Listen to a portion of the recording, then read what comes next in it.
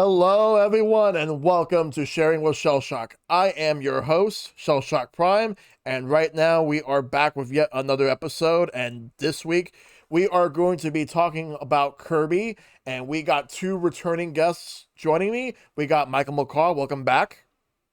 Hey, Good to see you back. Hope you're doing good.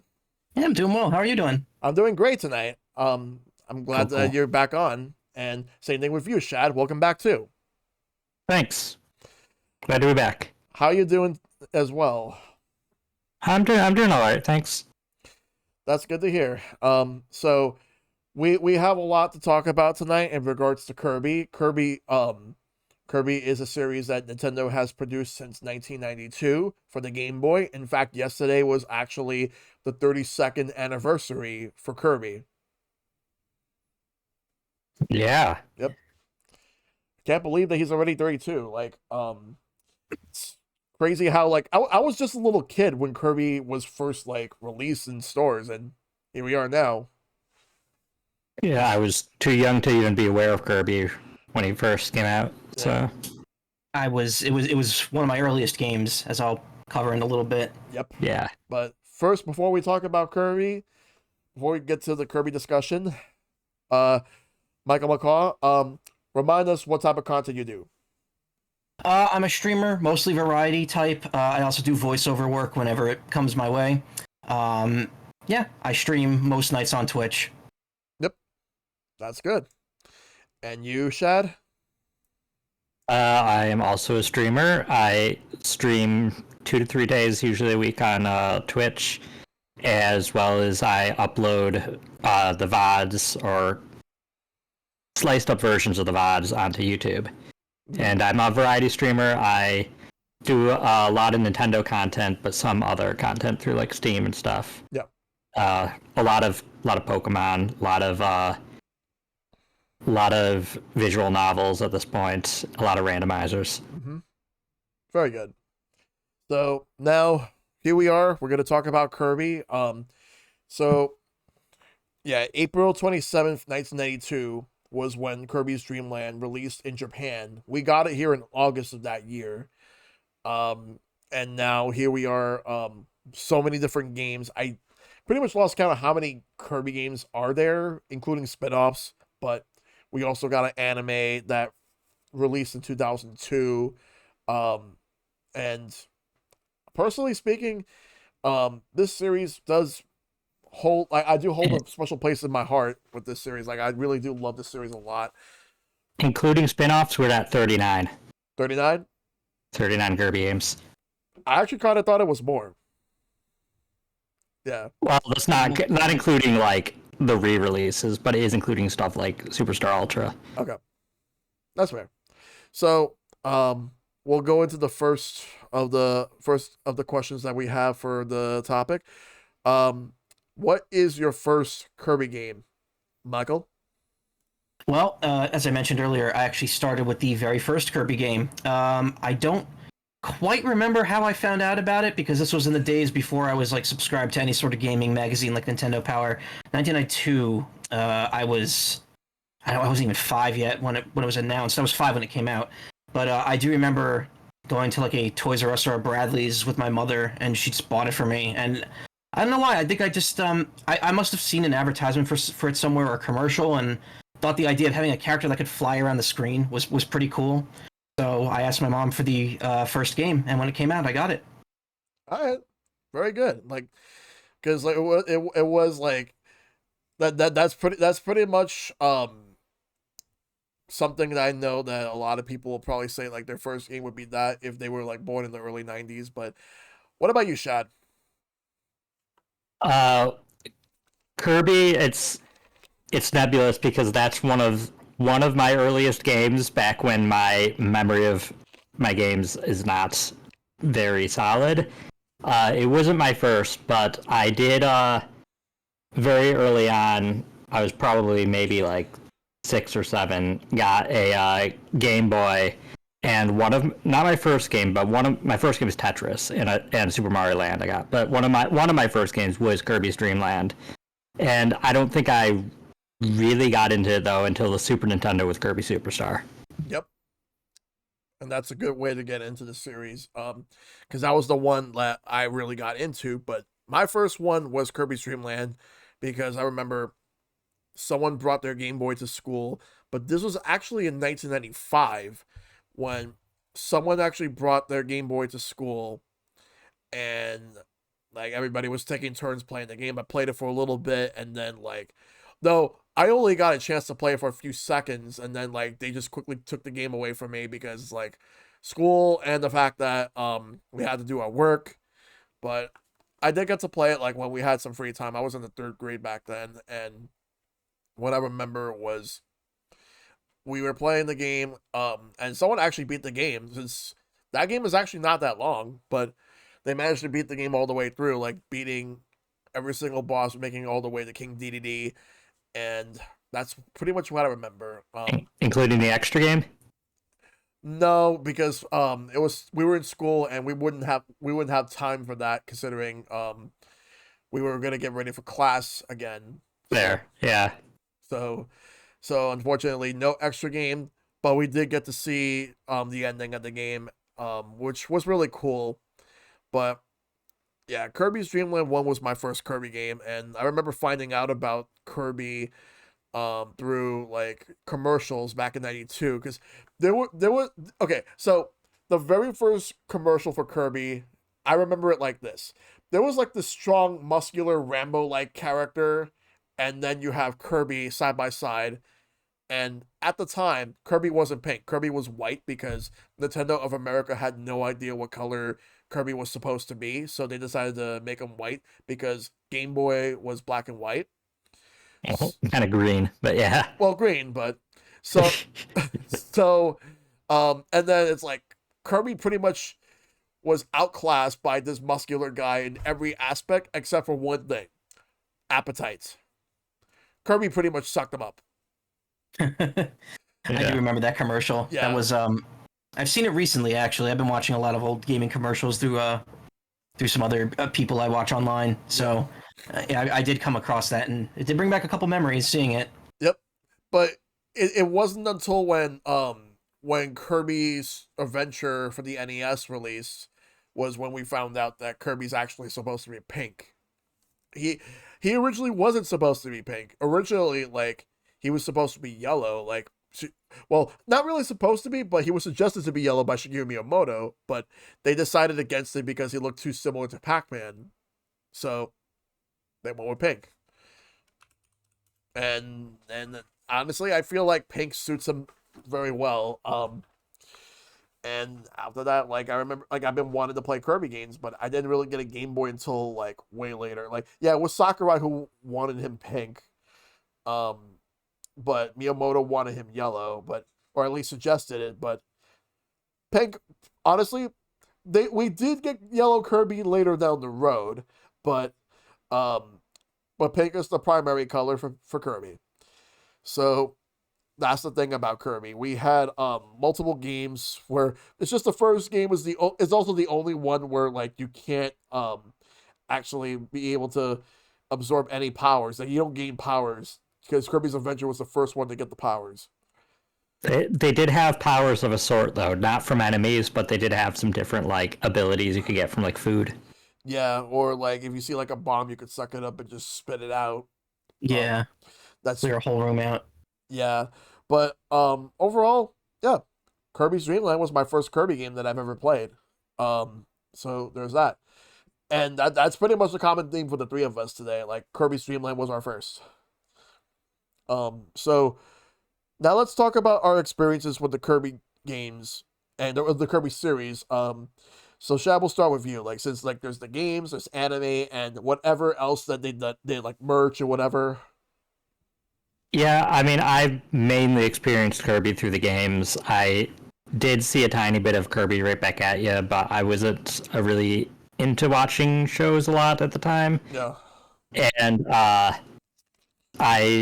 have a little Kirby merch, not a ton, but the games I've super into. I've have every mainline entry in most of the spin-offs. By far my favorite is Superstar. Technically, my favorite is Superstar Ultra because it's one of the cases where it took everything about the original and made it even more amazing. Mm-hmm. Though Forgotten Land is really close up there, as well as Planet Robobot.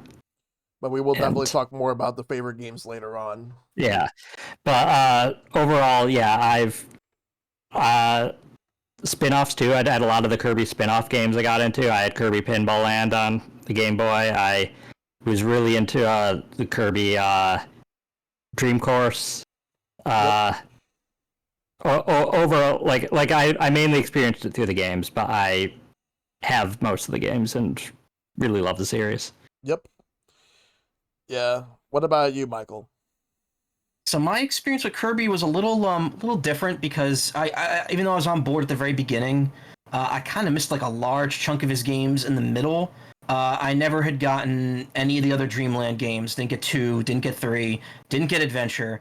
After the original, I pretty much did not.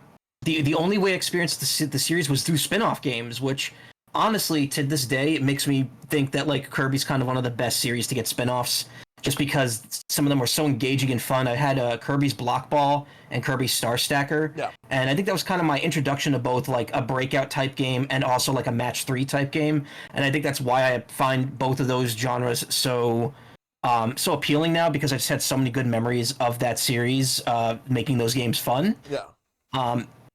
When Kirby Superstar came out, I didn't own it, but I had rented a copy. Same with Kirby 64. It's weird, like up until the Game Boy Advance, I really didn't own a ton of Kirby games. I just kind of experienced them either through renting them or through watching other people play them. And I think because of that, I had gained an even larger fondness for the character because I was like, it was always like a series that I could never kind of like indulge in because it's never had the. It's always when a Kirby game was coming out, usually there was something else I wanted instead. And back then, when your parents are buying you games, you kind of only have to pick and choose. It's something very similar like with Sonic, because I was never a Sega person, so like Sonic was always this character that was kind of out of reach for me, but I would always experience through like alternate media. So it's kind of the same with Kirby on maybe to a lesser scale, but I still like once the Game Boy Advance era hit and those games started coming out in the DS and the GameCube and Wii games, I started picking up a lot more of them. Still a couple gaps in my collection, but I've more or less caught up on all the main games by this point, even the older ones I skipped out on. I did watch the anime for as long as it aired in America. Obviously, a huge chunk of that was skipped, but I did enjoy what I watched of it. I've watched the Kirby Symphonies that they've uploaded. A lot of my friends are very much into like Kirby, like drawing Kirby art. The Kirby fandom in general. It's just a very, very great, fun time, and I enjoy being part of it. Like it's kind of Kirby may not be like the most prominent franchise in terms of like my gaming life, but it's definitely one that's important to me and one that I always enjoy returning to whenever there's like a reason to. Yep. So for me with Kirby, like my experiences with the series, like I do have a lot that I want to talk about because like in terms of when I actually got the games, like the first Kirby game I've ever owned was Kirby Superstar for the Super Nintendo. I unfortunately don't have it anymore because I lent it to a friend, and Ooh. I need to ask her if she still has my copy. I still keep in touch with her every now and then, but I gotta ask her if she still has my copy. Um, and because I do have some of her stuff that I need to give her back at some point. But anyway, so Kirby Superstar was my like the first Kirby game I've ever owned, and I loved it, and I couldn't get enough of it. Used to play it a lot with my brother. We both would play through the whole game throughout the whole night. When we got the game, like we actually got it for cheap because back in like 2001, Super Nintendo games were actually very cheap. It was about like 15 to $20 for that game.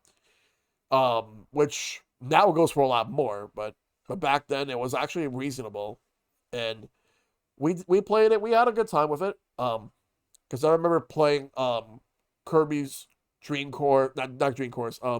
Kirby's Dream Land 2, Kirby's uh Tilt Double. Yeah, Tilt Double's the one. Like, because that's the one you had to use the Game Boy Color and you have to tilt the Game Boy Color around just to be able to move, which was not that easy of a game, but I still had fun. No. I still had a fun time with it. And around that same time was around the time when the Kirby Right Back at Ya just started airing. Um, and I was watching that on the Fox box when it was called at the time. Was pretty much watching it every week. I pretty much miss most of the episodes because I think that some of the episodes did not come out here, and the ones that didn't come out here, I know for a fact I did not watch them. But I don't even know what the finale was like, so I would like to check that out at some point someday. But I did watch as much of Kirby Right Back at You as much as I could.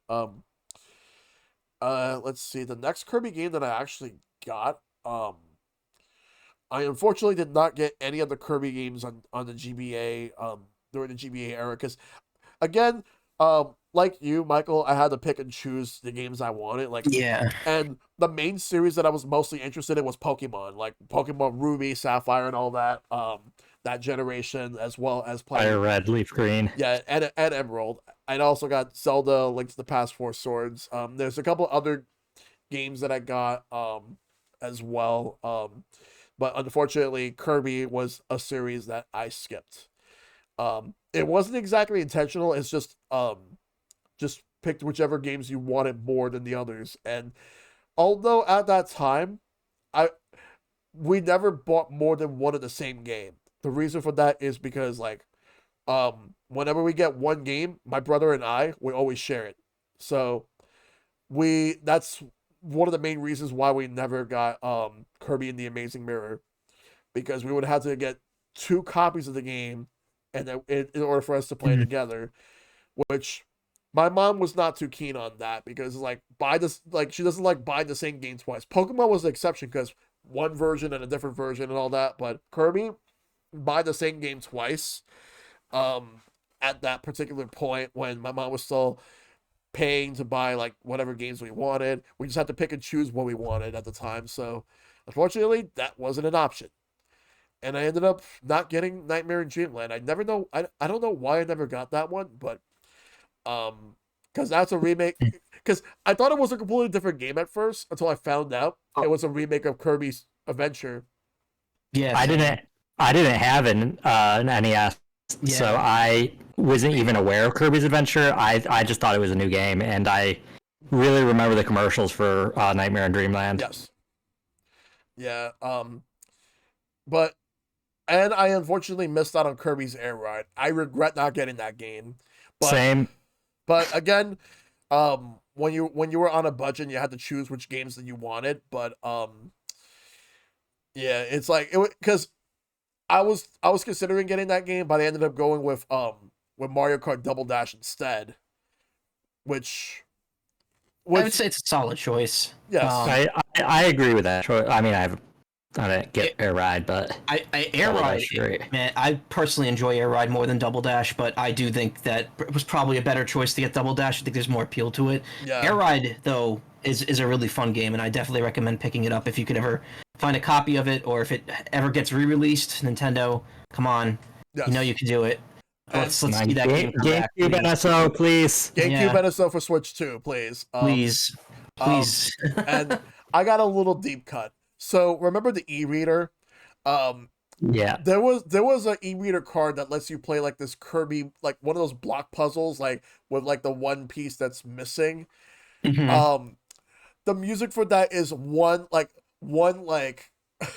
it's like one instrument that just repeats every 5 seconds. I have that card too. Yes. That came with the that was like for the anime. It was promoting the anime. Is that Kirby Slider you're referring to? Yeah, Kirby Slider. Yeah, I think I might still have that card somewhere at home, but I know for a fact that at one point I played it for a bit with the e-reader.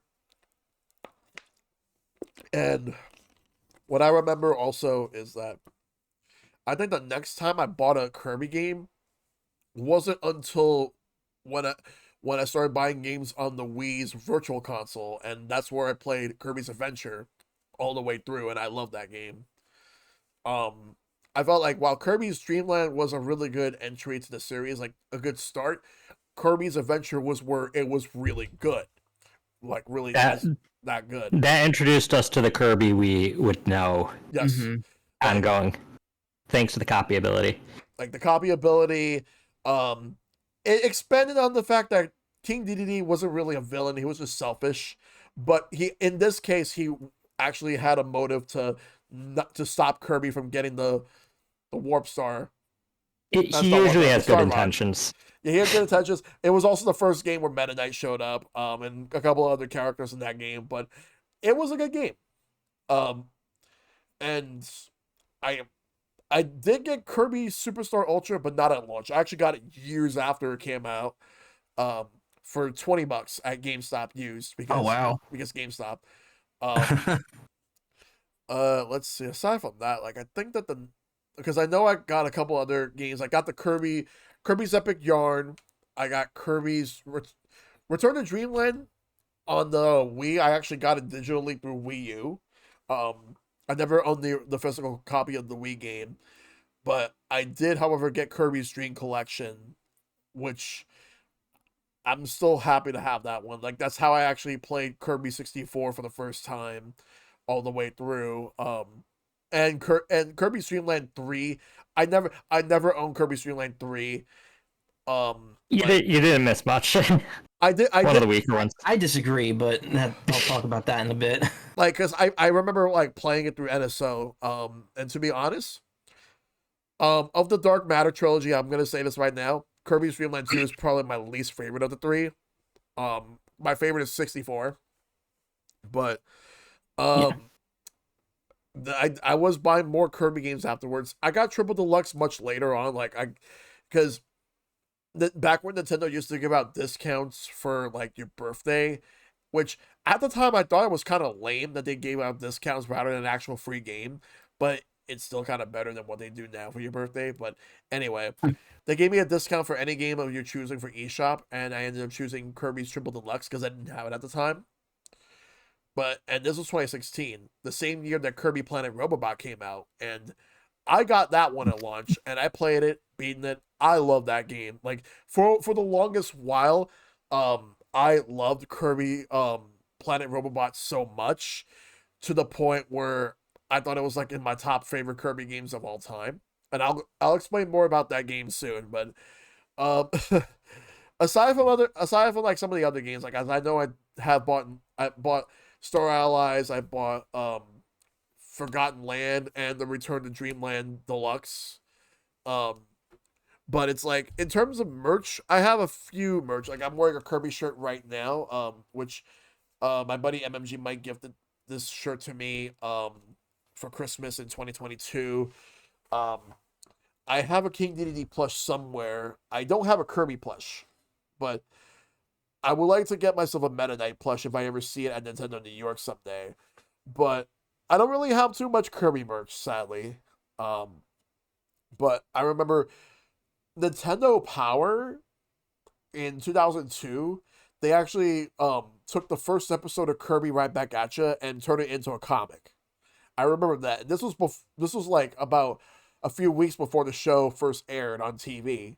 I thought that was pretty cool that they did that. I think they might have done that for Pokemon at one point. Like, yeah, they did. Yeah, but because Nintendo had some sort of a partnership with 4Kids because of Pokemon, Kirby, and F-Zero, which the Kirby anime, I'm glad that I got to watch whatever I did, but I do want to go back and watch it and at least watch the last few episodes, even if it's just Japanese only, but I'm fine with that.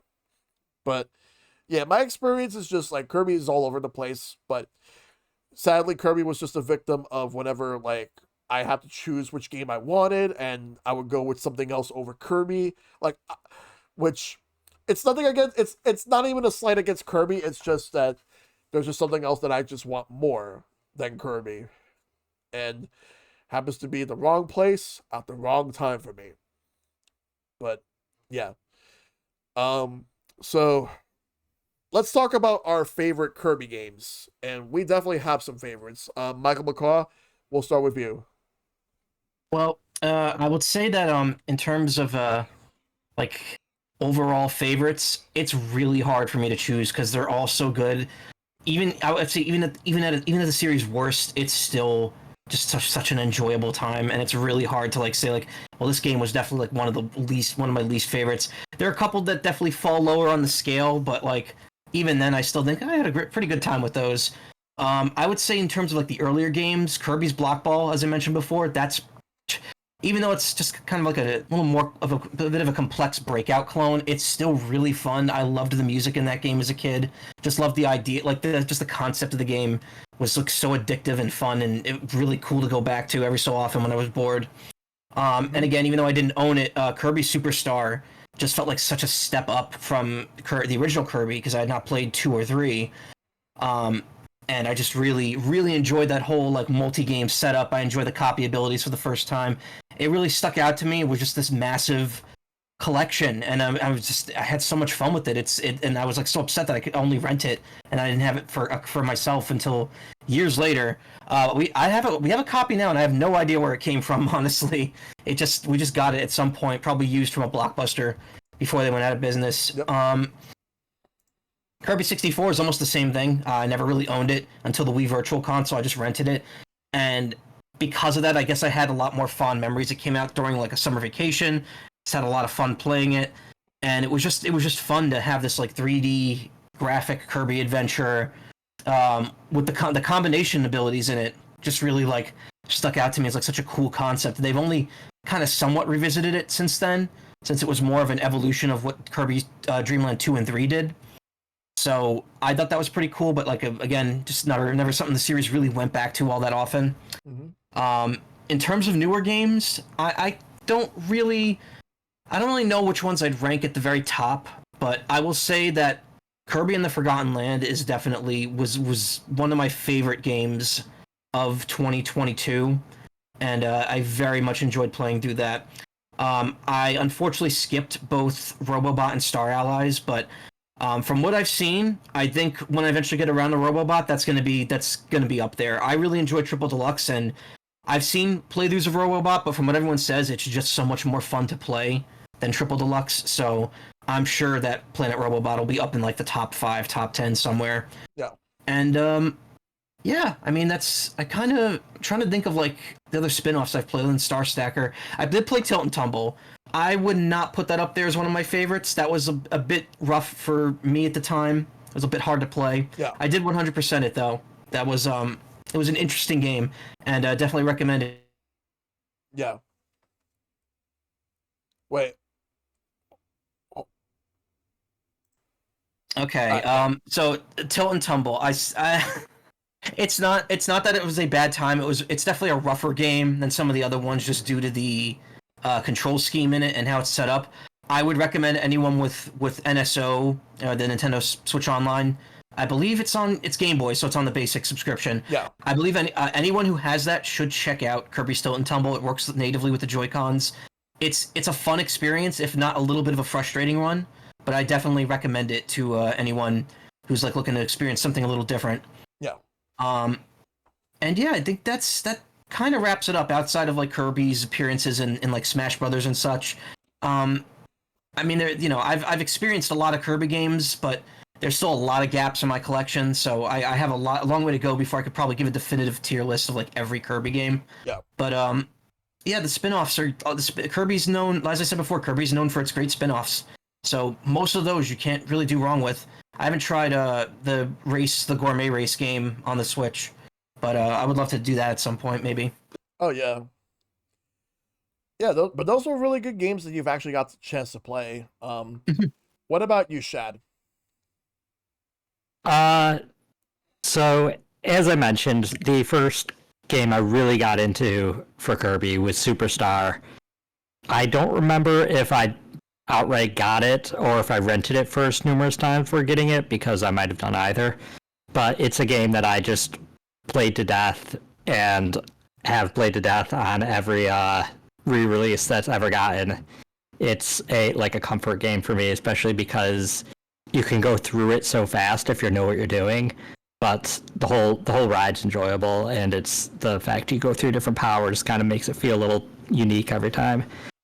I especially love Milky Way Wishes and that, where you get to unlock powers to keep and then switch between them. Also on Super Nintendo, I was really into Kirby's Dream Course. That was both of those two Kirby games were like some of my most played Super Nintendo games.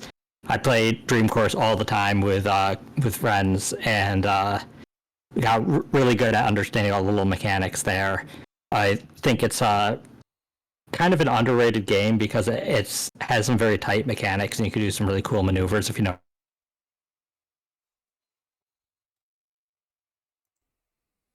So yeah, after Kirby's Dream Course, I didn't. It was a little while before I really got into any Kirby games. Dreamland 3, I didn't like as much as Superstar. It kind of was a downgrade from Superstar in terms of like how much you could do with each power, and some of the objectives were a little frustrating for me. In 64, I liked the idea of combining powers. I just felt Kirby moved too slowly in it, and I felt like there was too much backtracking trying to get the right combos of powers.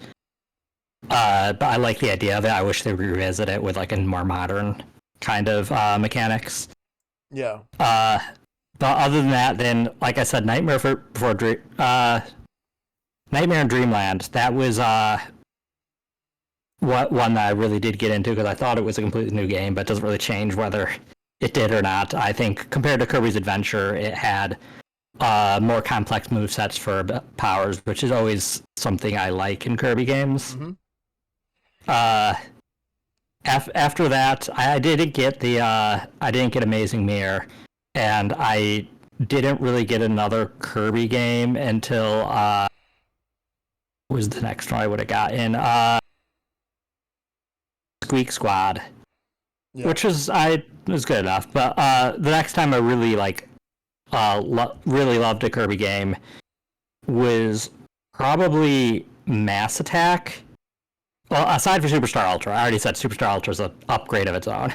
Yeah. But Mass Attack, I felt was very underrated, and my favorite thing about it was the mini games, the side games in it. I felt like they were some of the best side games that any Kirby game has had. Yeah. They had one that was like a 2D top-down shooter. They had one that was kind of like a light RPG. They had one that was a pinball, which, I mean, we had a Kirby pinball, but it still was fun. And then, of course, once we got to Robobot, that was after Superstar. That's my second favorite Kirby game. Robobot has such great lore, such interesting powers. The robot suit is really a great idea that they really kind of used to their full potential there. And then the last one that really was a big deal to me was Forgotten Land. I've gone on record with you, Shell, numerous times before than saying I didn't think a 3D Kirby would work because I didn't think that, I thought it'd be too awkward trying to, aim stuff in 3D space with Kirby powers. Yeah. And Forgotten Land completely proved me wrong there. Forgotten Land was really solid. My only complaint really was I wish the movesets for power-ups were a little more complex. They tend to be very, very simple, but it was the first time in 3D, and they did really good with it. With the 3D space with it. Yep. As well as had some very great gameplay that I look forward to seeing where Kirby's going from here. Yep. And at this point, when it comes to the way that Forgotten Land worked, we're at a point right now where all they can do is take an already great game and what they have and make it even better, just moving forward. Yeah, I hope they kind of go like Mario and keep doing 2D Kirbys and 3D Kirbys alongside each other. Agreed. And honestly, for me, Kirby has so many games that I absolutely enjoyed throughout the years, but my favorites, if I had to think of a couple of favorites of mine, personally, I think that the best game in the series, in my personal opinion, is Kirby and the Forgotten Land. With the way that they handled the whole 3D aspect, having all the characters, just you have characters that are completely in different forms, like King Dedede, for example, and also just having new characters in general, is it Eflin? I'm not sure if I pronounced it right. I think it's Elfin. Elfin, yeah. That character. I actually thought that character was going to be evil, but not really. It's complicated, yeah. It's complicated, but I honestly think that 3D Kirby just works super well. I really liked it a lot. But but in terms of the 2D Kirby games, I will say though that I think that the Switch version of Kirby's Return to Dreamland makes it even is a much better version of the game than the original, because they actually, Definitely. because like while the main base campaign is pretty much the same, they added so much more. They added the epilogue for Magalore. They added a lot of content. Like they actually added like a huge like amusement park style world where they have all these mini games that you could actually do. They took mini games from other games, including Kirby Superstar. They had the Samurai Kirby. They had the checkerboard chase from Kirby 64. And they also had some new stuff that was made specifically for this game too. I thought it was pretty cool. Like, because I actually New power ups. power Yeah, a lot Mech of power. Kirby was amazing. Sand Kirby. Sand Kirby, yeah, like new power ups as well. The thing is, I honestly thought that Return to Dreamland on the Wii was like a 8 to 9 out of 10. This is like a 9 to a 9.5, like much higher for me than the original.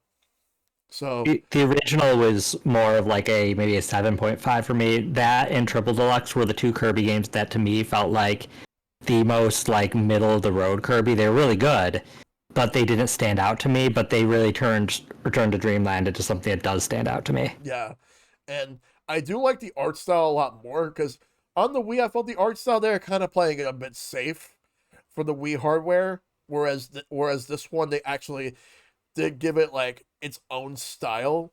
Um, though I know people criticize how King Dedede looks. I personally don't mind his design. I personally don't mind. Um, but I will say, there really isn't a bad Kirby game. I can't really think of a bad Kirby game. Like the one that I would probably say is like the weakest game of the series, which to me is Kirby's Dream Land 2, is still like a pretty solid game on its own right. It's just like everything else. It's just there's so many games um that I think that are better. Like Kirby's Superstar for Super Nintendo and its DS contemporary Superstar Ultra are up there for me as some of my all-time favorites. Um I haven't played Nightmare in Dreamland, so I don't know if I like it if I will like it more than the original Kirby's Adventure. It's Kirby's Adventure, but with move sets closer to like Superstar, where they're a little more complex. All right. When it hits NSO, I'll give it a shot. But I will say though that I still have yet to play Kirby and the Amazing Mirror. Someday I will. Um, in fact, there's actually a decent chunk of Kirby games I still have to play. Like, because I missed out on like Squeak Squad, Canvas Curse. Um, I've missed out on Mass Attack. I've missed out on Kirby and the Rainbow Curse. Although people say that one, I'm not really missing too much on that. Because that was the Wii U one. Air Ride, I regret not buying, even though like I ended up, because if I bought Air Ride, I probably either wouldn't get Double Dash or would get Double Dash later on. But just how things work. Blowout Blast. Which one was that one? It was a 3DS game with the it's the one that's the mini game that was in Planet Robobot and it got expanded into a full 3DS like Oh right. Yeah, mini game. it's technically the first 3D Kirby game, but it had no power ups. Oh right. Yeah, I forgot about that one. Because I know that there was a mini game from Kirby's Triple Deluxe where it's a King Dedede game and like you're just jumping on like these drums or something. Yeah, the Drum Dash. I love that game. I love rhythm games, so that was right up my alley. Yeah, I missed out on that one, but I played Kirby Fighters. I played the Team Kirby Clash. Um and they made a Kirby Fighters 2 for the Switch, which Shadow dropped out of nowhere during the pandemic. Which ironically enough was on the same day that Rivals of Aether came out on Switch, which many people had conspiracy theories thinking that Nintendo quote unquote planned that, and we don't know, but I personally think it's a coincidence. But Kirby Fighters 2 was actually pretty fun. I played it for a bit, but personally speaking, the Team Kirby Clash for the Switch, I couldn't get into the original one. and I couldn't get into this one either. Though it's one of those games where like you use. I think they have microtransactions so that you can You refill. you can avoid them, but it's optional, but it's there. Yeah. But I will say I really did enjoy Planet Robobot so much. Like I was just going and thinking that I was just gonna have like a very solid Kirby adventure here, but there was just a lot more to it than that. Like the lore, the having like the machinery and everything. And also there's a track from Kirby 64 that they brought back. Fuck, what was it? It was from like I'm trying to remember the name of the track, but it was in a later level. Fuck, name's escaping me, but it was like a machine level in Kirby 64 because they brought that back as well. That being said, I really did enjoy yeah, Shiverstar, yeah. I really did enjoy Planet Robobot so much to the point where for the longest while it was like my favorite Kirby game of all time until Forgotten Land took it over. Sadly, Star Allies disappointed me. Like, it's not a bad game, but it was a huge disappointment for me. Star Allies, I feel it's a little underrated. It's not the strongest Kirby game, and it's ridiculously easy comparatively. Yeah. But like, it had a lot of fan service with all of the characters you could play as. Yeah. It like Yeah. by the time that they added all those extra characters, I ended up not really playing the game much. I ended up just like never went back. But I would like to go back someday and just give the game another chance to see if I actually like it more now. Yeah, I waited till all the DLC came out before I bought it, so. Yeah. I still don't own it, which I kind of like, because the idea of playing through it like 18 times or how many times you have to play through it to get to everything now, I just kind of don't want to do that. I don't think you have to replay it, do you? With every character you get kind of like a unique thing, right? Like kind of. As player one, you can't play as those characters though. You only play. Oh, I meant the two, alternate mode where you can like activate the. Oh right, that mode. Yeah, there's like a post game mode. Yeah, I forgot. Like I haven't touched the post game. I don't always do all the post game stuff. Yeah. I don't know. It could be fun at some point, but I'd have to look into it. Yeah. I heard Star Allies is very much more quantity over quality, though. It's just kind of more the same. Yeah. Which isn't bad. It's just at that point, we already kind of burnt out on the Kirby formula. I would think at that point. Yeah, I don't think it's one of the strongest Kirby games, but I don't think it's terrible. I think that it's really cool to be able to like play as like Marks or something. Yeah.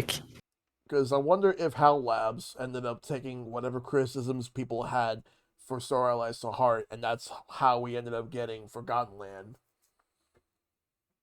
Because Forgotten Land, like, they just wanted to finally do something different, and I'm glad that they did. And I'm looking forward to seeing where Kirby goes. At this point, I think that we're not seeing a new Kirby game until Switch 2. Yeah, I would say so at this point. Probably not, but I wouldn't be surprised if there's a new Kirby game out within the next 2 years. Kirby doesn't. We get a Kirby game every 2 or 3 years. Yep. I think there was kind of like a long gap from on a home console because not counting Air Ride.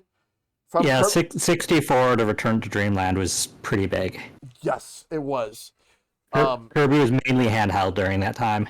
There was supposed to be a Kirby game from the GameCube, and funny enough, there was actually 4 different versions of it. The first version of it was like a single-player 3D Kirby game. The second one was a multiplayer 3D Kirby game, and it looked a bit different from the first build that they had. The third one was a hand-drawn Kirby game, 2D Kirby game, and then the fourth version of it is Return to Dreamland, which is the one we got. Yeah. So, they had different ideas, and then they were just not sure what they wanted to do, so they just played it safe and made Return to Dreamland. And then not that Return to Dreamland is a bad game, like I said, it's a really good game, but the Switch version is a lot better. And they did eventually get back into making a 3D Kirby game with Kirby and Forgotten Land. So, oh yeah, Kirby Star Allies did have a demo. I think another factor people probably had about that game was the fact that game ran at 30 frames per second as opposed to some of the Kirby games that came out on the 3DS where they were running at 60. I mean, I personally didn't really care, but there were some people who were put off by that too. Maybe the Switch 2 could fix that, but we'll see. Anyway, but yeah, like those are some of my favorite Kirby games. Even though I will say the first game does hold a place in my heart because it was the first one I ever played for Kirby. Yeah, Rubber Bomb was at 60 frames. So let's see. So now, how much has Kirby meant to us? Because that's something I want to know. Shad, we'll go with you first. Kirby has always kind of been like a comfort food kind of game series to me. I always go back to it because I know that I'm not getting into something that's going to, other than some post game stuff, be like super challenging. It's never going to be something that's super long, but I know I'm usually at least going to enjoy it, and it's something I can usually kind of relax to outside of, again, some post-game stuff that gets kind of challenging. No. I've always kind of had a place for the type of lore that they have in Kirby is the type of lore that I find very interesting for games, and it's weird because it's so juxtaposed by this cute pink ball, but it deals with like eldritch gods, it deals with like futuristic rogue sapient supercomputers. It deals with world-ending warriors that can absorb other beings and grow in power. Mm-hmm. And it's just kind of crazy how there's that weird, almost like contradictory style between the two. And then the difficulty also kind of can do that. Like the main games themselves usually are something that a kid can easily beat, but they often like to throw in some challenges at the end in the post game that are ridiculously hard. Like the True Arena and Superstars Ultra is like one of the hardest things I've played in games. Like Elden Ring never got as hard as that for me. Like, and then plus Kirby has just always been this very versatile franchise for Nintendo. I feel even more so than Mario, because Mario, they at least try to play it safe even with spin-offs. Kirby just does all sorts of just wild ideas, and they try to see if they stick. And sometimes they just do it for the mini games too. But like right from the beginning on the Game Boy and the Super Nintendo, we had so many Kirby spin-offs, way more than we had Mario spin-offs. Yeah. And even to this day, like one of the most recent spin-offs was Dream Buffet that they dropped out almost out of nowhere. And it was like so unique. And actually I didn't really get super into it. I tried it a little, but I appreciate the fact that they just do this stuff with Kirby. They keep making mainline Kirby games, but they absolutely love to take their wacky ideas and just throw Kirby in there. And I think that I appreciate that Nintendo has a franchise that they'll do that with and get very experimental with while keeping a familiar face. Oh yeah, totally. And also, a lot of Kirby games are really great multiplayer fun too, and I think that's worth noting. That there's not a ton of cooperative first-party games that Nintendo does these days, but Kirby usually consistently is. Yep. And what about you, Michael? For me, I think Kirby, to me, just means a very good time. Like, it doesn't matter what I'm doing, it doesn't matter where I am. If I'm in the mood to play a video game, and there's a limited amount of choices, and there's a Kirby game among them, the Kirby game's almost always going to be a good pick. Because no matter which one it is, you're going to always find enjoyment playing it. It's never the hardest game, but it's always something that, it makes you feel good at video games, even if you might not be. It's simple platforming. It's a fun, it's a timeless genre, and the way Kirby approaches it usually makes it easier and more accessible, especially for younger players. And I feel that that's very important to have that series that can wean someone into like maybe a little more of a tougher challenge, especially with the post game stuff in Kirby. Like, I still remember when I finished Kirby Superstar Ultra for the first time and did the true arena with Mark's soul at the end, and that was rough. I still can't do that consistently. I still will just drop like halfway through that. But it's just a very fun series. The music's always great in it. There's so many good bops in the Kirby series. It's something that I can bring up with friends and just talk about, like, oh, what was your favorite Kirby game?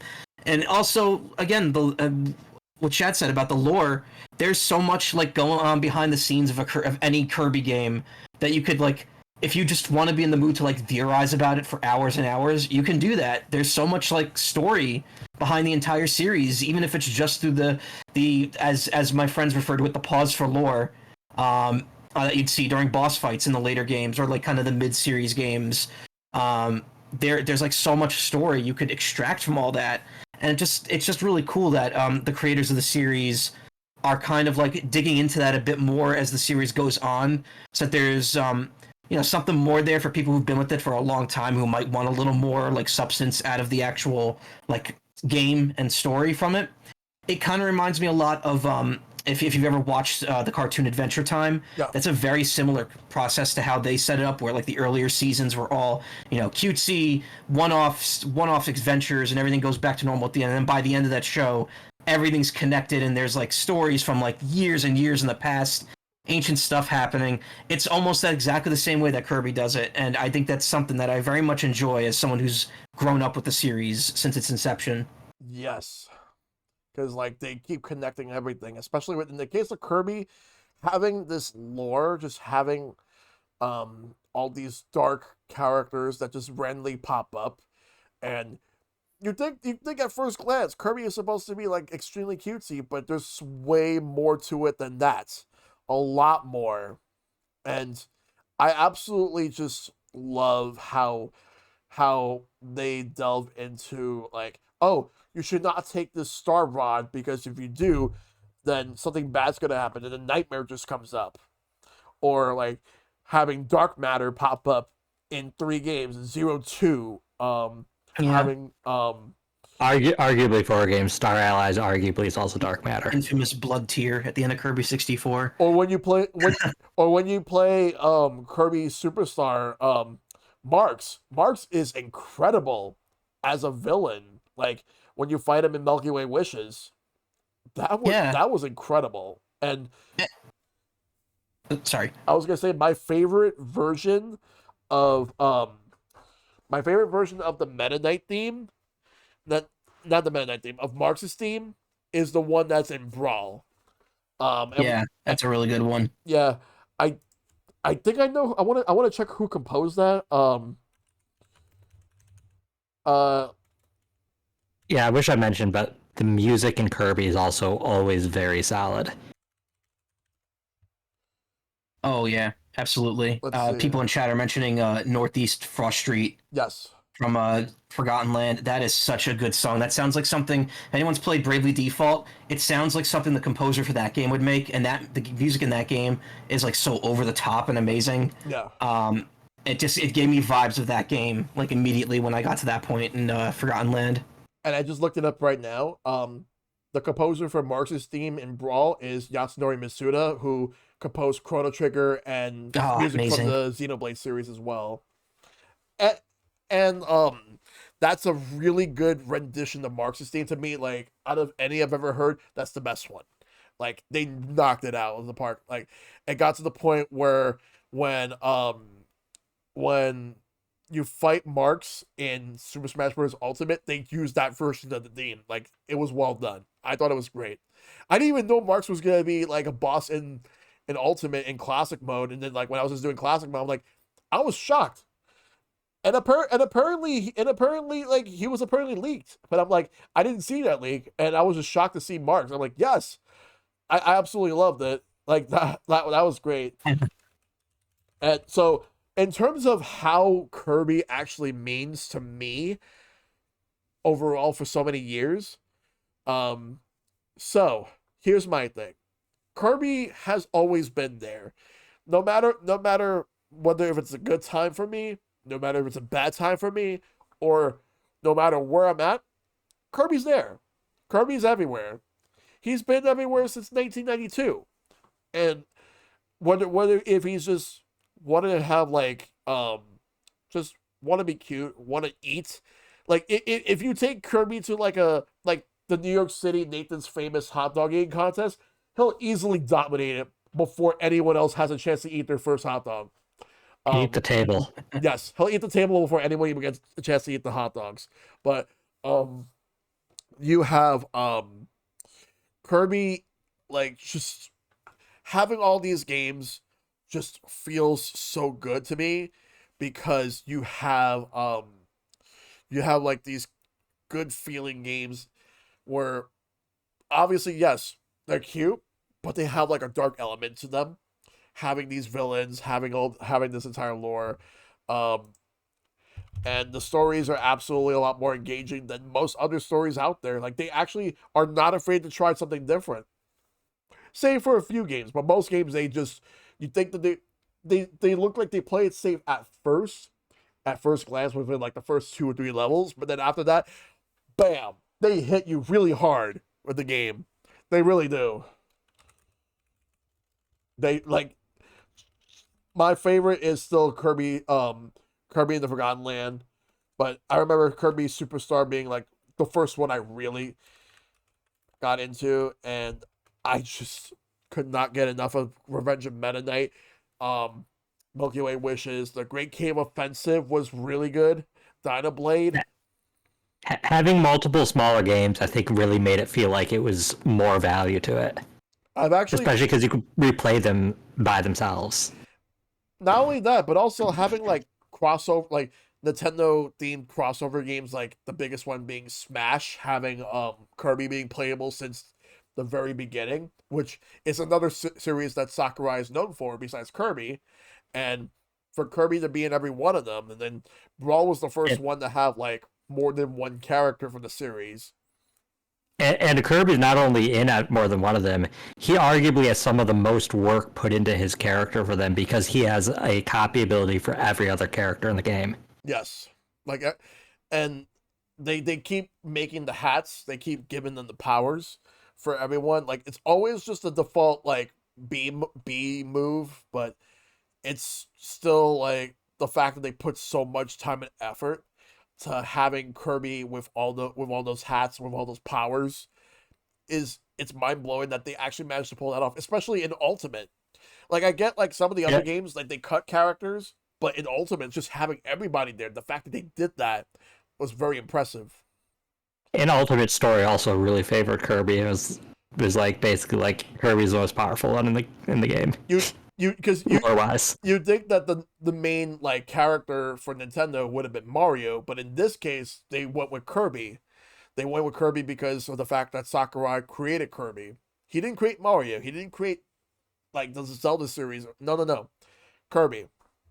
And it makes sense when you think about it because when you think about it, considering the fact that you have Kirby who has to go and search to look for every single character that he could find. And then it just builds up from there. But no matter who you end up using in the game, Kirby is the pioneer. Like, he's the one who you have to save the whole entire universe with him. And because Kirby was not destroyed in World of Light. Like, he pretty much just sped through it, like light speed, like with the Warp Star, like to the point where Galeem could not stop him. And he did some like warped stuff at the end there. Everything, it was just like blips out of existence. You just can't stop Kirby at all. But yeah. Dragon Flame 323 mentioned that Smash's gameplay actually feels reminiscent of Kirby. If you've been watching Masahiro Sakurai's YouTube channel, Creating Games with Masahiro Sakurai, he revealed an early design document for Kirby, and originally Kirby's Dreamland was supposed to have like a very similar hit system, where it's like the more you got hit, the further you'd get knocked back until you got knocked off the screen, and that's actually how you would lose a life in that game. So a lot of Smash's like early concepts came out back during the development of the original Kirby, which is very interesting. That is absolutely interesting, and like Smash owes its entire existence to Kirby, in addition to other factors. But Kirby like is one of the reasons Smash is even around. And Kirby was one of the kind of founding things for Sakurai's career, and had it not taken off like that, who knows if he would have gone on to make Smash. Exactly. Like I don't know. Like it's just the fact that you have Kirby with all these characters for so many years, like, and the fact that he's part of gaming legacy, the gaming, like all the entire history of video games, very important character that people always talk about, and so many people respect him for everything that he's ever been through. It's incredible, absolutely incredible. And for me, I'm happy that I've been playing these games for years, and I will never take anything away from it. The only thing is, I kind of wish that some games I did get a chance to experience when I had the chance, but timing just wasn't everything for me. But now, like, things are different, so now it's like if I see a Kirby game, I'm more likely going to be picking it up. So, yeah. Yeah. So Kirby means Whatever so much. comes next for Kirby, I think I'm going to be on board day one with it. Yep. And now it's time for the community questions. Starting with Professor Icepick. Which color do you wish had won out when it comes to Kirby? Sakurai's pink, Miyamoto's yellow, or the original Kirby's Dreamland's white? Personally, I'm fine with the pink. I mean, yellow would have been cool, and I do remember being surprised when I first saw he was actually pink, and then I looked back at the original and I'm like, oh wait, that's not what he was in the box art. That's different. But I say I couldn't imagine him being any other color than pink by default at this point. Yep. Yeah, I feel the point about yellow making him kind of similar to Pac-Man, I feel like was a good thing. Like I feel like another yellow ball in the gaming landscape would have given him a little less identity. The pink is very iconic. How many completely pink characters do we have? The white would have probably looked fine, but the pink probably looks better in like more detailed environments. And I will say that it's not like they abandoned yellow. I think the yellow one is ended up being called Kirby, and I believe first appeared in Kirby's Dream Course. Yep. So Kirby's Dream Course. and they'd go on to use other colors too. I think yellow, green, and red are the common ones they use for extra players. And if you play Smash, they do use the white one, like the white one with the black feet and everything. Make it black and white, like it came from the Game Boy Pocket, not the original Game Boy, but the Pocket Game Boy. But yeah. Yeah. That said, to answer that question, I think that pink is the one color that Kirby should always be. I cannot envision Kirby being anything else, like, by default. Next one is from Azram127. Which Kirby ability is the best? That's a toss-up for me. Like, Yo-Yo is up there for me. Hammer's up there, the sword. But I have to really think about that. What do you guys think? I would say in terms of pure utility, you can't really beat Plasma and Hammer. Plasma is you just, mash the control pad, shoot. Hammer, you got the hammer flip, so as long as you're not getting hit while you're using it, you're pretty much decimating everything. Personally, though, I would say that in terms of, like, favorite ability, the mech ability that got added in Return to Dreamland Deluxe is definitely up there. I enjoy that ability so much, even if it's not always the best one to use. It just has so much utility. The Smash ability from Amazing Mirror was really fun. It was a neat little reference. And I'd say quite a few of the combination abilities in Kirby 64. I would have to go through a whole list of those because there's like 60 of them. Yeah. But a couple of those are definitely, if not super useful, and at least very amusing. Like the one that stands out to me, I think, is Electricity and Fire, where Kirby like rubs the thing on top of his head and then immediately catches on fire and runs around. Yeah. I always found that one very amusing. Electric ice through a refrigerator and you shoot out food. Yeah. Yeah. Yeah. My favorite power-up in my favorite Kirby game, in Superstar, is actually Suplex. I have a lot of fun with Suplex. Yes. And even on bosses, just the downward kick is really fun to just bounce off of stuff with. Yep. But outside of Superstar, in most Kirby games, the power-up that I feel like I hit the jackpot when I get is the UFO. UFO, you just feel so overpowered. Yep. Like That's why they don't let you carry it out of a level. one of my other favorites. I also agree with the Mech Kirby, but I also really think that if all else fails, just use the crash. Use crash. That way you can Crash be is able fun. to get rid of everything off screen, or like the microphone one.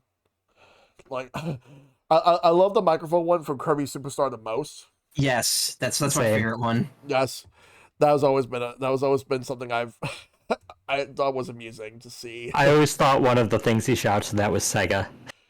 Yep. But my favorite one of those three is Testo, Testo. Yeah, the third one. Yes, well, it was so loud. um, The cook was really fun in that. yes, Just cooking everything, turning it. It never was actually that useful getting all that food, but like it was still fun. because I know in Return to Dreamland was where they had the like that special sword ability where it had like those cutscenes where it's just he just uses that sword onto whatever enemies are on the screen. I thought that was pretty cool too. Yeah, I like Return to Dreamland's the super version of the hammer Yeah. that you have the rope belt around him and stuff. Yeah, that looks really cool. Yes. Next one is from Nova. Pitch for a Meta Knight spin-off video game. Well, if I had to come up with one, I would probably say that I just personally want them to take what they have for Forgotten Land and make a game based around Meta Knight. Like probably tweak the gameplay to fit Meta Knight more, but yeah, that's pretty much what I would go for. Superstar Ultra actually has a mini game, like a game within it that you play as Meta Knight with Meta Nightmare Ultra. Yes. Which is honestly one of the coolest modes in it. I think playing as Meta Knight there is really cool. If they did a full Meta Knight game, I'd like them to kind of use that as a base, in terms of the gameplay. Kind of a little more speed and quick action oriented than Kirby. Yeah. And I would definitely want them to set it up as the big bad being Morpho Knight, because I really want to see more of Morpho Knight. He's so cool. Oh yes. Yeah. Definitely one of the bigger enigmas of the series right now. Yep. I would love to see him come back too. I've skipped Star Allies, but I'm still very familiar with the character from Forgotten Land and such. Yeah. In Forgotten Land, now. in Forgotten Land, it was absolutely like terrifying how powerful Morpho Knight showed to be. Yep. And then you get the sword, and it's like the best ability in the game. I think a Meta Knight spinoff would be cool. There was another game that had a Meta Knight mode too. I think Planet Robobot had Meta Nightmare Returns, which is kind of just same concept. Yeah. Just go through a whole world as a stage. I think a more like complex Meta Knight game would be pretty cool. Seeing like maybe a game, maybe like now we're in 3D style. Maybe like, and I wouldn't say like make it as intense as this, but like Devil May Cry style Meta Knight game. Yeah. Maybe not in tone, but like in gameplay style, where he's like heavily relying on comboing and juggling enemies and stuff like that, pulling off like unique abilities. Because I mean, for as stoic as he is, he's still a showman at heart. You could tell by the way he acts in a lot of the games he shows up in. So I can imagine him just wanting to just fly around, being a badass and comboing enemies would be right up his alley. Yeah. Yeah, I think they could also take some clues from the Magalore epilogue and have some sort of like skill tree. Because if you're going to focus on one power, I think it's important to have some sort of like progression of power as the game goes on. Yep. So, and also, I just realized I skipped the question because the fact that it was asked before I was trying to get everybody to ask the questions. But it's from Dragon. Who is your absolute favorite villain in Kirby, and explain why? Mark spoilers if you have to. Well, we can't really mark spoilers in terms of how we do a podcast like this, but I will say though that if you haven't played any of the games, well, there's your warning right now. That being said, favorite villain in the series, I'm going to go with Marks. I just really am fascinated with the way that Marks is. I really like how when you face him in Milky Way Wishes, he doesn't look much at first, but he's no slouch. He will easily destroy you. Yeah. So yeah, Marks is my favorite villain in the series.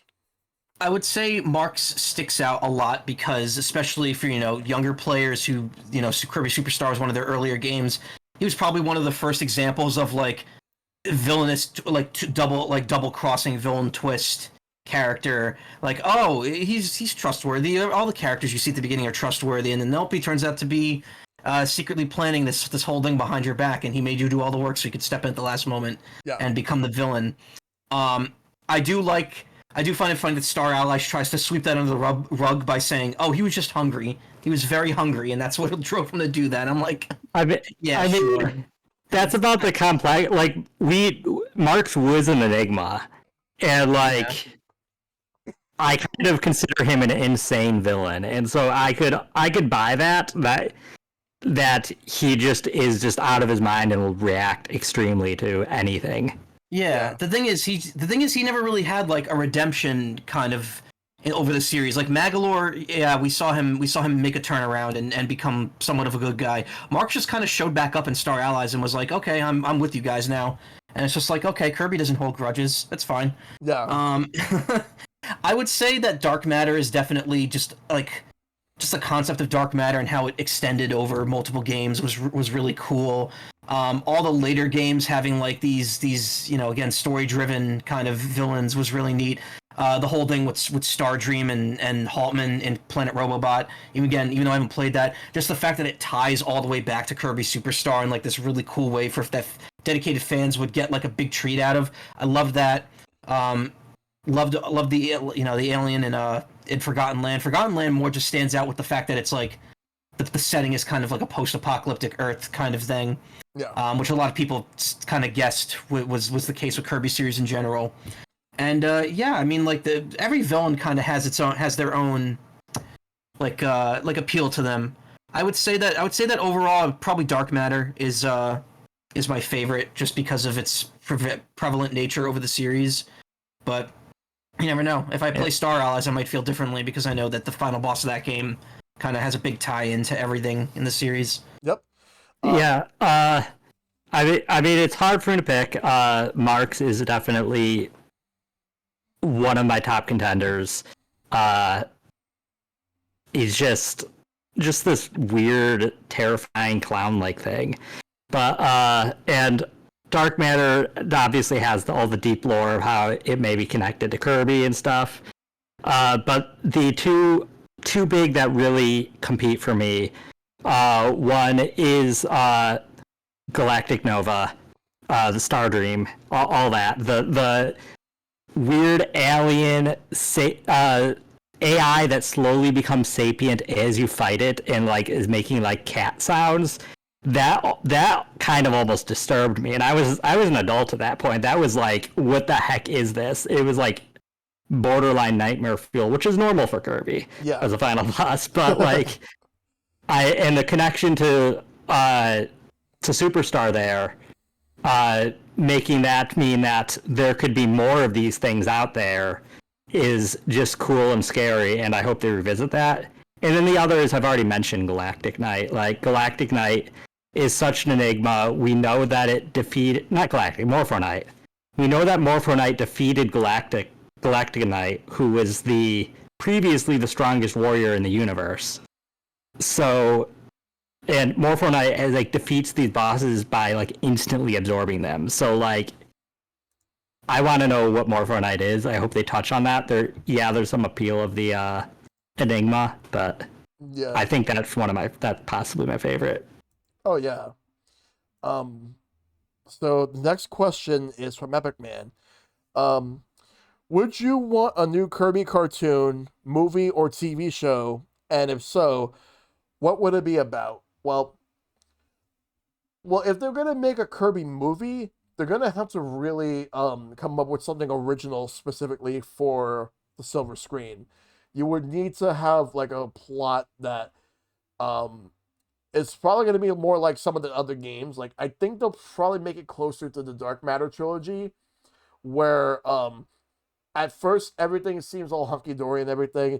You'll have King Dedede being his usual selfish self and everything and all that. Meta Knight would be there. It will start off like that, and then all of a sudden, something like there'll be some sort of artifact that just randomly pops up, and that will be like the MacGuffin in the movie, where once somebody collects it, things could either go really well, or there would be some really nasty consequences that's going to happen. Something nasty, something evil that's just going to randomly show up, and of course, it's up to Kirby to stop it.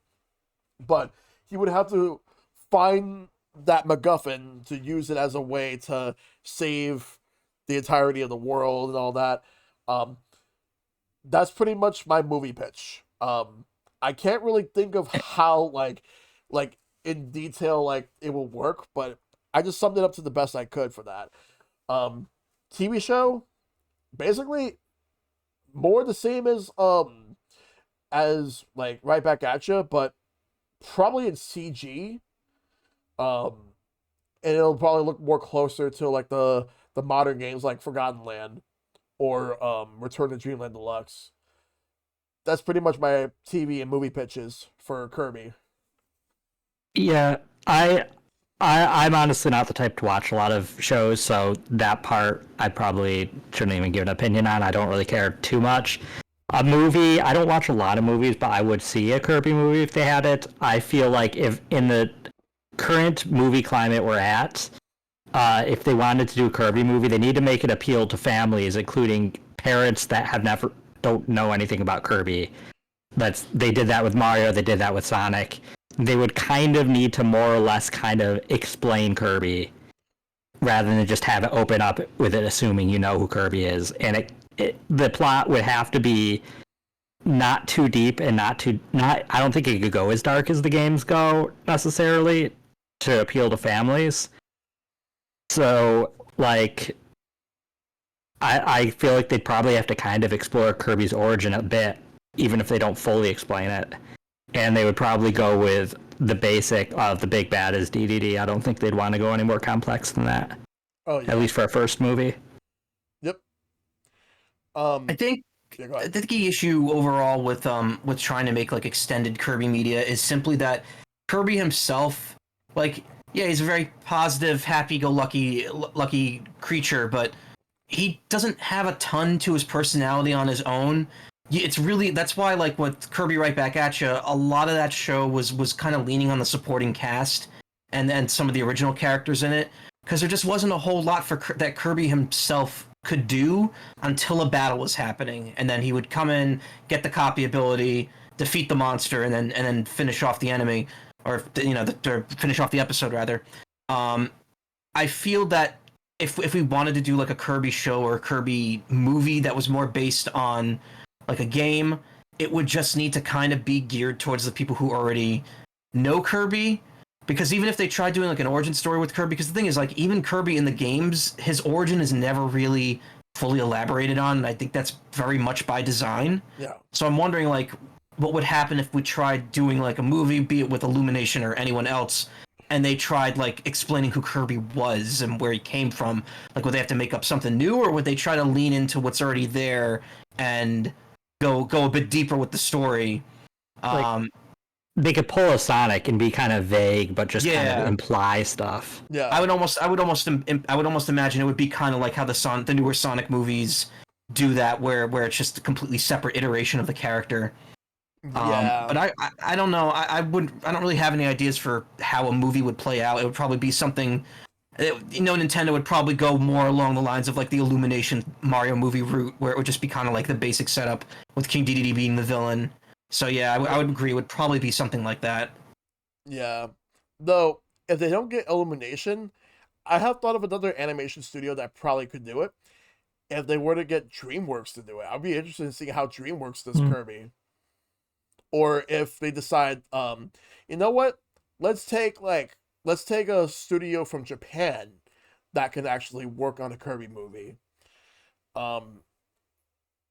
They wouldn't go with Pixar though. I don't think they'd want to be that intertwined with Disney. Nah, they wouldn't go with Pixar. I don't think they want to do anything with Disney when it comes to their movie or TV show ventures and all that. But if they did Japan, yeah, I would be interested in seeing maybe if they teamed up with Studio Ghibli. Maybe not for Kirby, but a Nintendo Studio Ghibli collaboration would definitely be Xenoblade. interesting.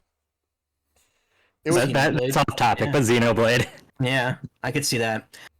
It's weird because Nintendo just seems to be very like when they think like when it comes to making movies, you could tell that they're very focused on making something that would be loved worldwide, and because of that, they want to default to like a U.S.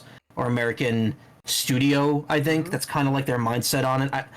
As well as that voice, like actors, the voice actors, they pick Hollywood people. They want to lean on the Hollywood essentially, and I've known this a lot because if you've ever watched Kit and Krista's show on YouTube, they bring up someone that works at Nintendo who's nicknamed Hollywood San, and he like makes like he made like huge pushes to get Nintendo to kind of go with those bigger American studios for movies over like local Japanese ones. Yep. That does not surprise me, since if you want to go Hollywood, you obviously have to do it in the United States. Yeah. So, I'm still gonna stand by DreamWorks, but Illumination if and only if Nintendo chooses to go with them. But I think DreamWorks would be a good fit.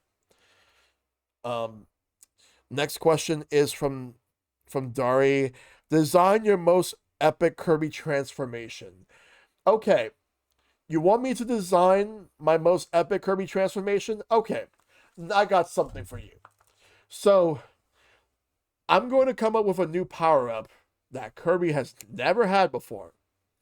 So, Kirby should honestly have like the ability to get a giant soda, and he should be able to use it like the moment that he transforms, like a soda machine just drops off, and then Kirby comes out of it with the soda costume.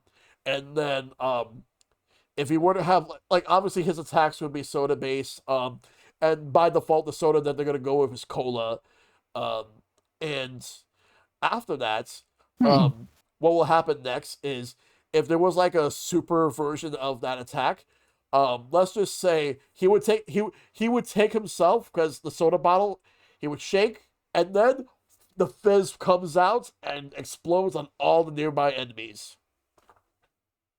That'd be cool. So kind of like a combination of like a couple different abilities just with a soda theme. Yep.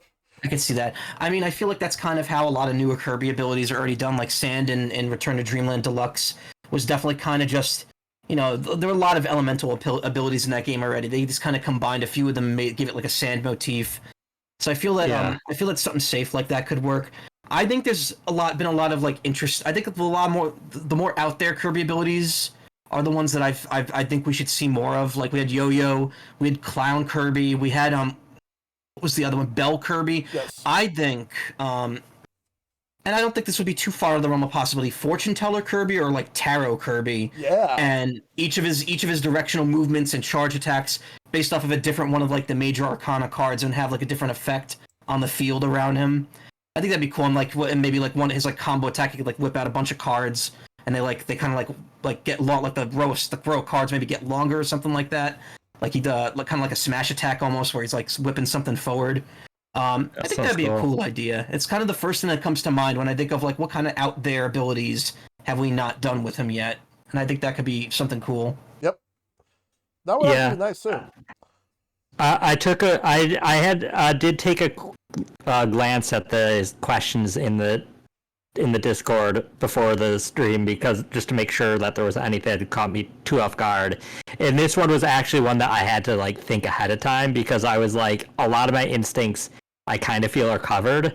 Like I'd be like, oh well, dragons are cool, but they do have a Dragonfire one in Forgotten Land. Yeah. Or oh, like robots are cool, but they have robot ones now. Like, but I thought about it and I decided, you know what? I'd go with something that's very interesting to me, Kraken, because I love squid, are my favorite animal. So like a Kraken ability, it'd be kind of a combination of like kind of the grappling abilities of like suplex and throw and stuff, combined with like some of the water abilities, like maybe shooting a jet of water. And it kind of like it have tentacles that kind of crawl along the ground and then have increased mobility in water, because it's always nice to have a power up that actually helps you with the water movement. Yep. So That sounds awesome. I would love that. I would love to see that ability. And I have thought of one more.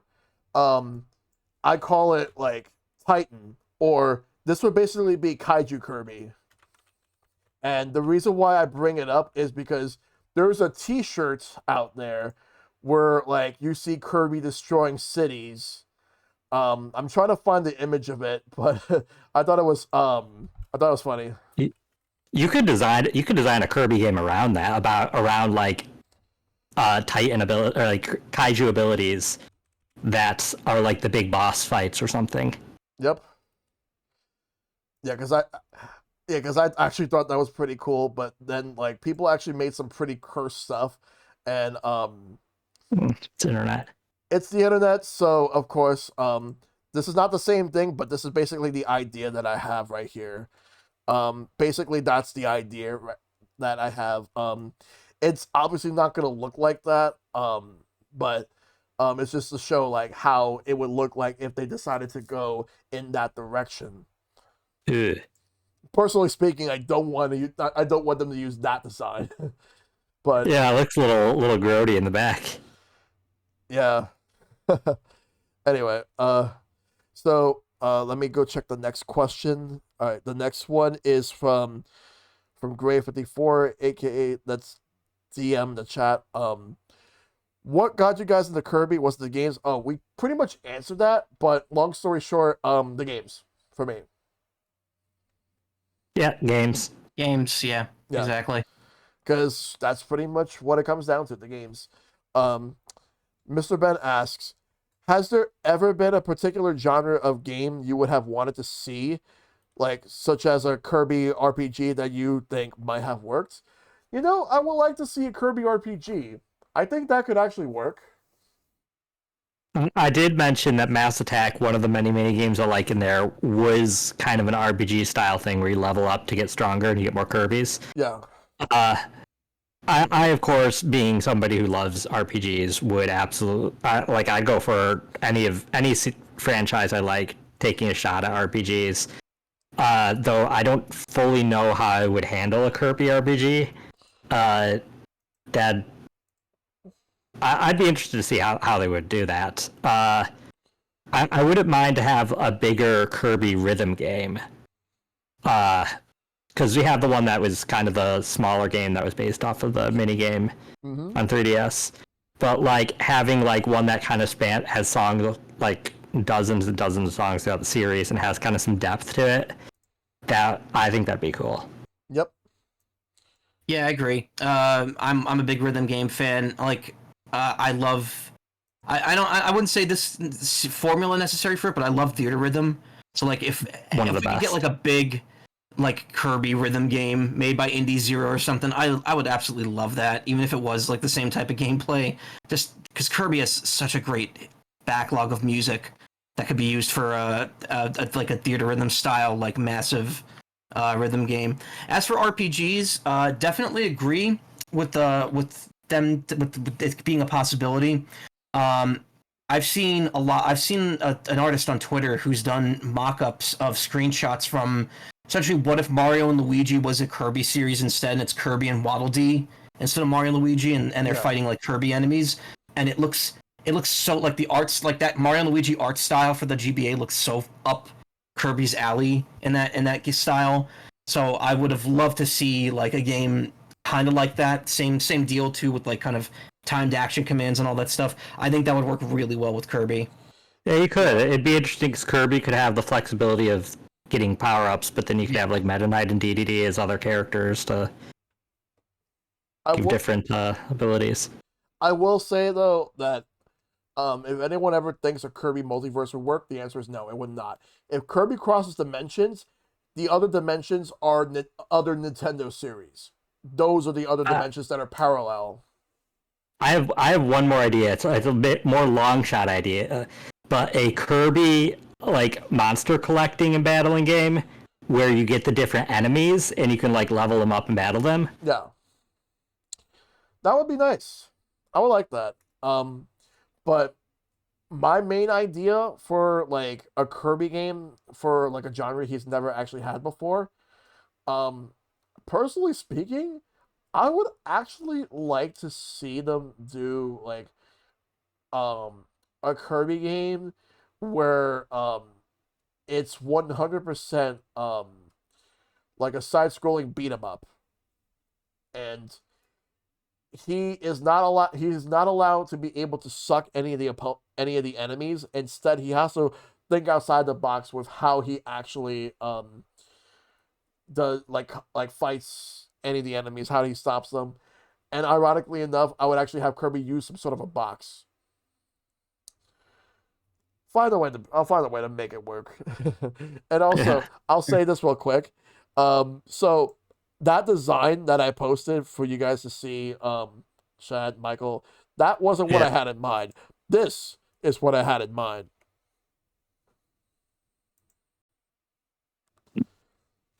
That's a bit funnier. Yes, I've seen people with T-shirts of that, and if I could get myself a T-shirt of that, I would. And I'll post it in here for The people to the see. first the first image you shared was North American Kirby, and the bottom one is Japan Kirby because the one's smiling. Yep. But yeah. Um, so I do have another question here. It's actually the last one. I know I said one per person, but I'll put an exception for this one for Dragon. If I could be allowed to do a second question for whatever reason, this will be the last question, and after that, that'll be it. If I could be allowed to do a second question for whatever reason, what is the best Kirby spinoff and why? Uh, Best Kirby spinoff. I can't really think about this. You guys go ahead. I mean, I think most people most people who've played it are going to say Air Ride is like the Most unequivocal king of spin-off games.